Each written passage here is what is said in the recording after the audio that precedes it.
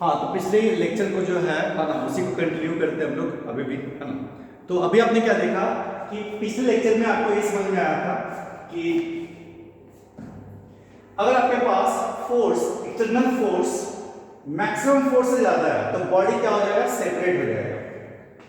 Second, अगर external force surface friction से less है, सरफेस फ्रिक्शन से लेस है तो उसमें मूवमेंट भी नहीं होगा ना, कोई मूवमेंट नहीं होगा, तो दोनों ब्लॉक कैसे हो जाएंगे, रेस्ट में हो जाएंगे। क्योंकि दोनों ब्लॉक अगर चाहता है मूव करना, आप चाहते हो मूव करना, तो एटलीस्ट आपका जो एक्सटर्नल फोर्स होना चाहिए वो फ्रिक्शनल फोर्स से ज्यादा होना चाहिए, तभी मूवमेंट पॉसिबल है, अदरवाइज मूवमेंट पॉसिबल नहीं है ना। तो फर्स्ट केस जो क्वेश्चन में था that is your 10 Newton, external force कितना था 10 न्यूटन, और ये क्या है, फ्रिक्शनल फोर्स से भी लेस था, फ्रिक्शनल फोर्स से भी लेस था। इस केस में क्या होगा, बॉडी रेस्ट में रहेगा और एक्सेलरेशन कितना हो जाएगा, 0।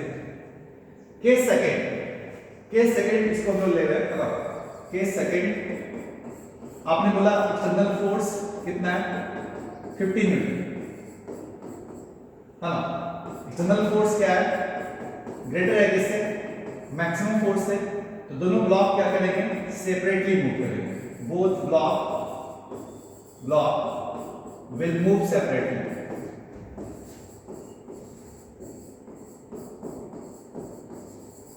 दोनों ब्लॉक सेपरेटली मूव करेंगे, ठीक है ना। अब सेपरेटली मूव करेंगे तो थोड़ा सा उसके डायनेमिक्स में देखो, है ना। दोनों ब्लॉक के लिए देखो, यहां पे था 10 kg और यहां पे था 5 kg। एक्सटर्नल फोर्स किस पे लग रहा है, देखो एक्सटर्नल फोर्स किस पे लग रहा है, 10 kg पे, वो कितना है 15 न्यूटन, और 10 kg पे पीछे का फ्रिक्शन कौन सा है, 15 न्यूटन और 10 न्यूटन। देखो इस पे कितना लग रहा है, 15 न्यूटन एक्सटर्नल फोर्स, यहां फ्रिक्शन है, ये कितना है 15 न्यूटन, और ये फ्रिक्शनल फोर्स कितना है 10 न्यूटन, ठीक है ना। तो इसका एक्सेलरेशन बताओ, क्योंकि सेपरेटली मूव कर रहा है, एक्सेलरेशन कितना होगा, नेट फोर्स कितना होगा, अब डायरेक्टली लिखना शुरू कर दो, 50 minus 15 minus 10 by total mass कितना हो गया 10, तो एक्सेलरेशन कितना लिखोगे आप, देख लो जल्दी से बताओ।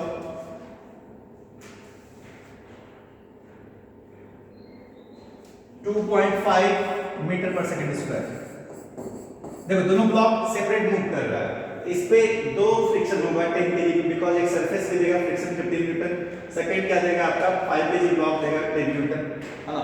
तो इस केस में जो एक्सेलरेशन निकालोगे आप इस केस इसके लिए, ठीक, मींस 10 kg ब्लॉक के लिए, इसको मैंने A2 नाम दिया था, ये क्या हो जाएगा 50 minus 15 minus 10 by 10 that is the 2.5 metre per second square. और अगर आप इसके लिए बोल रहे हो, है ना, तो इसमें फ्रिक्शन किधर होगा, आगे की तरफ, ये होगा 10 न्यूटन, इसका एक्सेलरेशन कितना होगा A2, इसको मैं A1 बोलूं, नेट फोर्स कितना है 10 बाय मास कितना 5 that is 2 metre per second square, ठीक है। देख लो आप इसका कितना हो जाएगा 2 मीटर पर सेकंड स्क्वायर।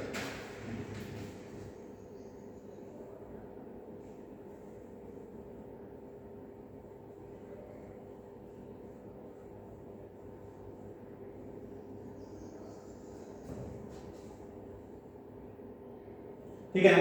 तो इस टाइप के क्वेश्चंस का मतलब ये मैक्सिमम हो गया, इससे ज्यादा टफ क्वेश्चन पॉसिबल नहीं है। जेईई मेंस में जो क्वेश्चंस आता है ना वो इससे इजी ही आता है, ठीक है। जेईई मेंस से क्वेश्चन भी इससे इजी होते हैं। तो हम लोग आते हैं, एक दो क्वेश्चंस कर लेते हैं जेईई मेंस का, फिर धीरे धीरे कॉन्फिडेंस गेन करोगे, फिर हम लोग आगे क्वेश्चंस करते रहेंगे, ठीक है। एक क्वेश्चन लेते हैं जेईई मेंस में आया हुआ, ये क्वेश्चन आया था जेईई मेंस 19, ठीक है। यहां पे क्या दिया हुआ है, एक मान लो टेबल, इस पे आपने दो ब्लॉक रखा है, दिस इज ब्लॉक बी, शायद मैंने ये क्वेश्चन करा दिया है आप लोगों को, क्वेश्चन करा दिया है सर।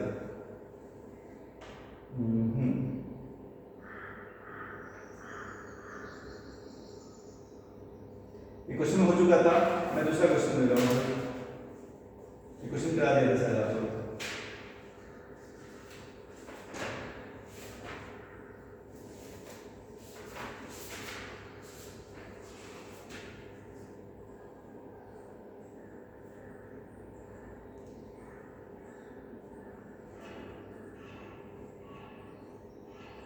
देखो चलो मैं एक अच्छा क्वेश्चन कराता हूँ, है ना। और आगे देखो क्वेश्चन, ये क्वेश्चन आया था जेईई मेंस 19 में, ये भी क्वेश्चन 19 का ही है ना। क्वेश्चन पहले लिख लो आप, क्वेश्चन क्या था।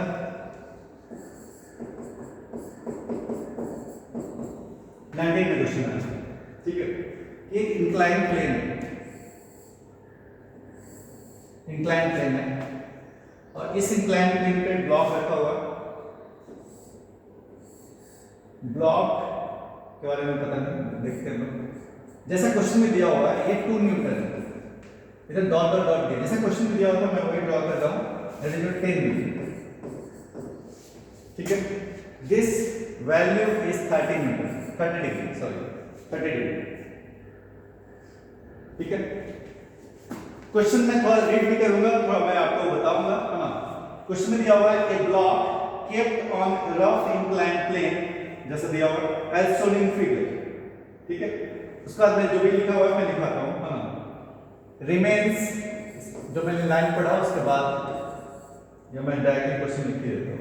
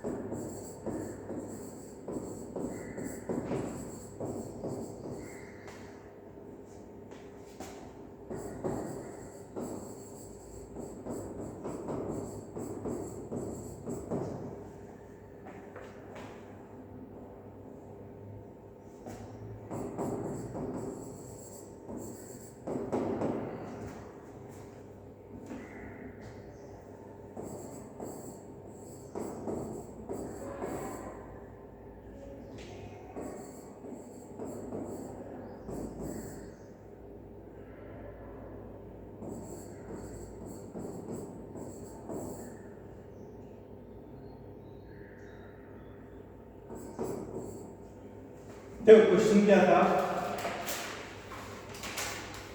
ये आया था जेईई 19 में क्वेश्चन, है ना। क्वेश्चन देख रहे होगे सब लोग। क्वेश्चन में दिया हुआ है block kept on a rough incline plane, एक रफ सरफेस है ना। ये जो इंक्लाइन प्लेन है वो कैसा है, रफ है, रफ है ना। This surface is rough, this surface is rough. A block kept on a rough incline plane remains at rest, इसको हमेशा किसमें रहना है, रेस्ट में ही रहना है, okay. Up to a maximum force 2 newton down the incline plane, ठीक है ना। अगर आप चाहते हो रेस्ट में रहे, ठीक है, तो नीचे की तरफ जो आपको फोर्स दे रहा है ना डाउन की तरफ, वो कितना है, 2 न्यूटन। इसको रेस्ट में रखने के लिए, रेस्ट में रखने के लिए नीचे की तरफ फोर्स देना पड़ रहा है डाउन द इंक्लाइन 2 न्यूटन। फिर क्या बोल रहा है, the maximum external force up to incline plane that does not move block is 10 Newton.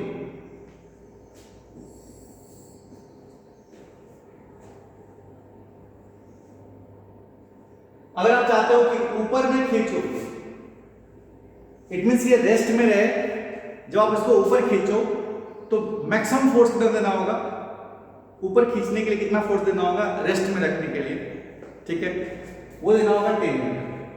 देखो जैसा ब्लॉक में दिया हुआ है, अपवर्ड फोर्स दिया हुआ है 10 न्यूटन, इट मीन चाहते हो कि मैं इसको रेस्ट में रखूं, तो अगर आपको ऊपर की तरफ फोर्स देना होगा 10 न्यूटन, या फिर देना होगा नीचे की तरफ 2 न्यूटन,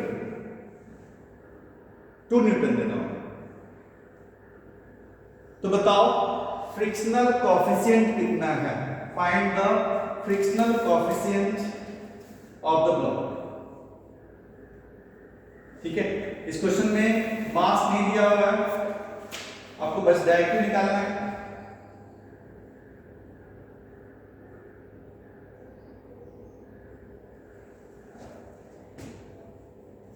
ठीक है ना,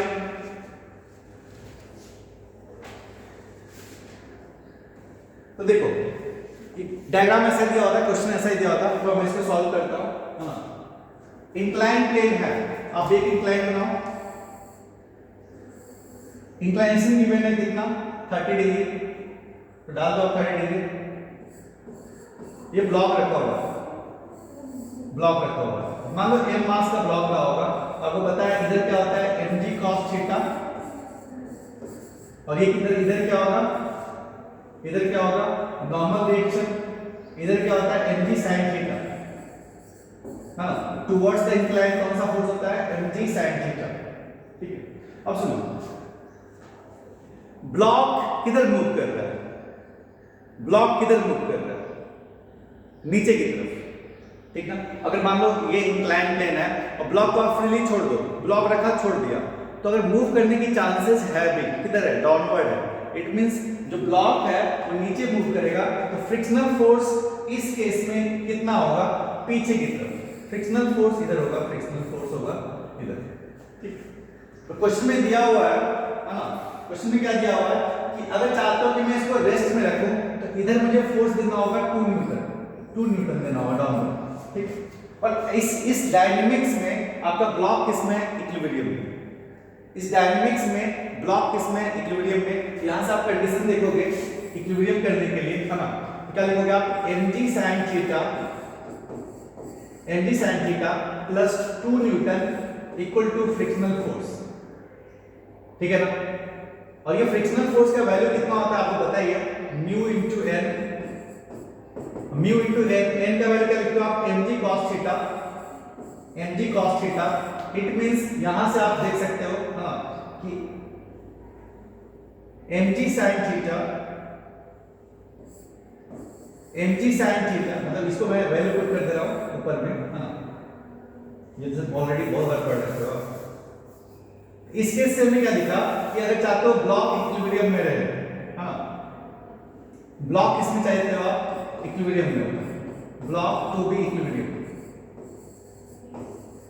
नेक्स्ट में जो फोर्स होना चाहिए किधर होना चाहिए आपका, सेम होना चाहिए, इट मींस क्या mg sin थीटा होना चाहिए इधर, इसके बराबर mg sin theta plus 2 newton must be equal to the frictional force, और mg sin theta plus 2 must be equal to mu into n, और ये हो गया म्यू इनटू n, n का वैल्यू कितना है mg cos थीटा। यहां से एक रिलेशन मिला, है ना, mg sin theta plus 2 equal to mu mg cos theta. ये ब्लॉक किसके लिए, इक्विलिब्रियम में, जब ये ब्लॉक की तरफ फोर्स किधर लग रहा है, नीचे की तरफ, ठीक है ना, ब्लॉक के फोर्स किधर लग रहा है, ये नीचे की तरफ। ठीक है, देख लो जल्दी समझ में आया कि नहीं आया।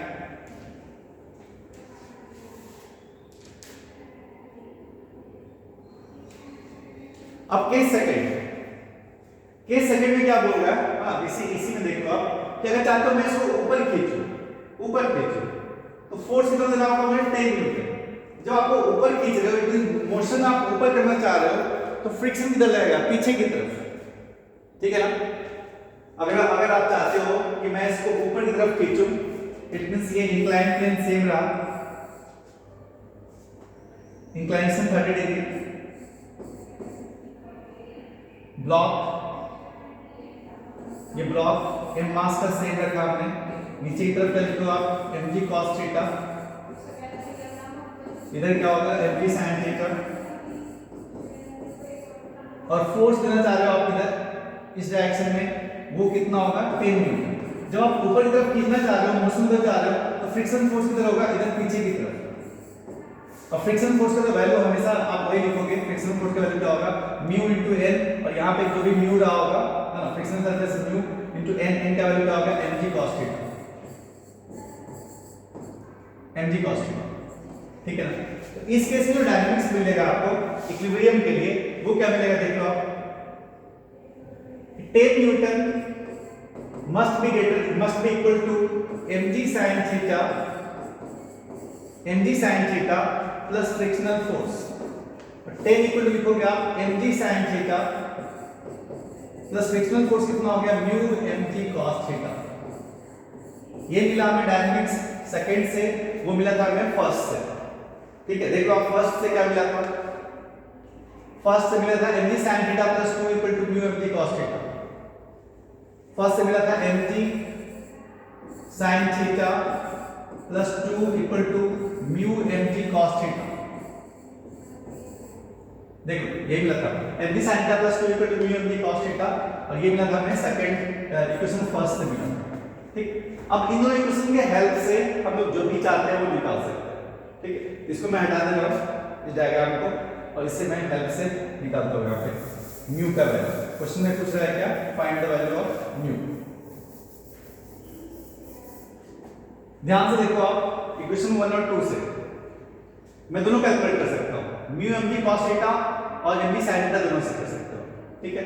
इक्वेशन 2 से बताओ, इक्वेशन 2 से, फ्रॉम 2 से, ठीक, mg sin theta equal to क्या लिखोगे, mg sin theta equal to क्या लिखोगे, mg sin थीटा लिखोगे 10 minus mu mg cos theta, mu mg cos theta.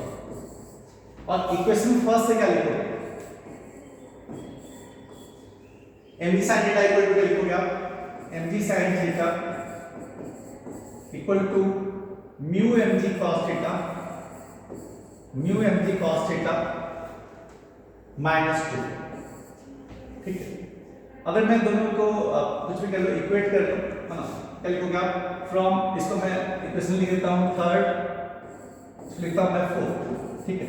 दोनों का अगर आप इक्वेट कर दो तो क्या मिलेगा, 10 minus mu mg cos theta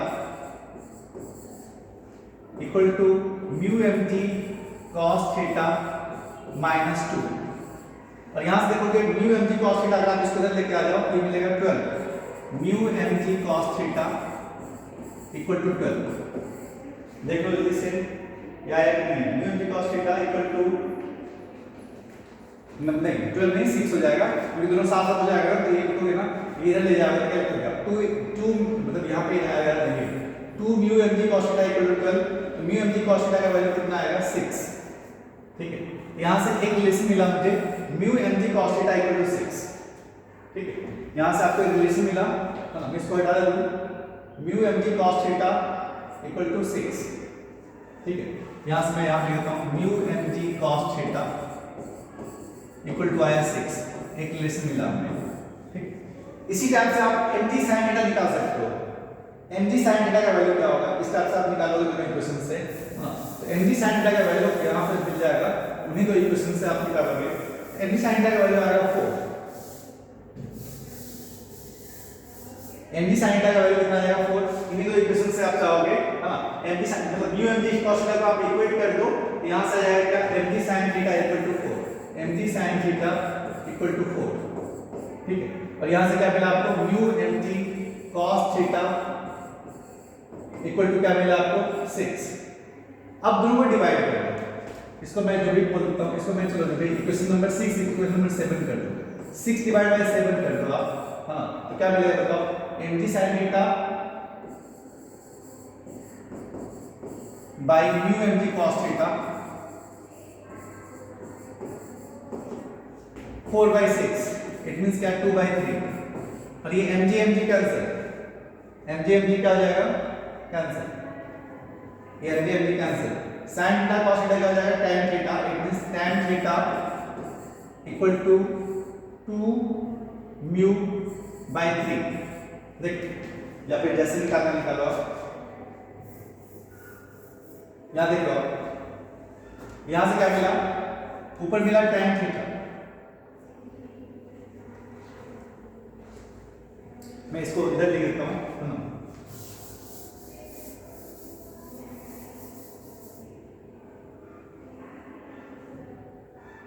यहां देख लो आप, है ना, tan theta because mg cancel, tan theta by mu equal to how much 2/3। यहां देख लो म्यू का वैल्यू कितना हो जाएगा 3 tan थीटा बाई 2, ठीक है, 3 tan थीटा बाई 2। थीटा दिया हुआ है 30 degree, it means tan 30 will be √3, sorry 1/√3।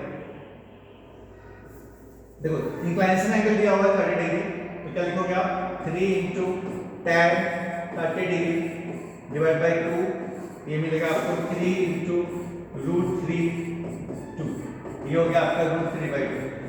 tan 30 की वैल्यू कितना होता है 1/√3, सो योर आंसर में भी √3/2, आंसर मैच करेगा, देखो √3/2, सो योर आंसर में भी।